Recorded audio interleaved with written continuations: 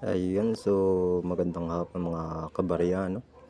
Kahit sa sobrang tagal na ng ating mga coin, kita mo nyo naman yung mga kintab, talagang halos hindi talaga siya nagbabago, no?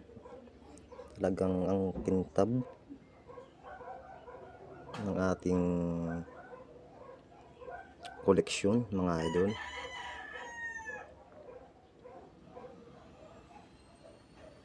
Yun, so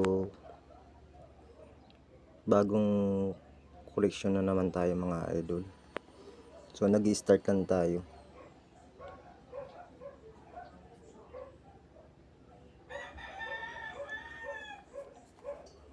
Sobrang kintab, halos talagang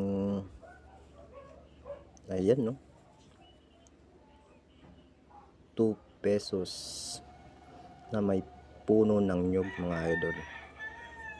Ayan mga kabaraya, so sobrang kintab, so halos hindi talagang nagbabago yung itsura nila, yung kintab nila, kahit sobrang tagal na mga kabarya, no? Talagang solid talaga mga kabarya.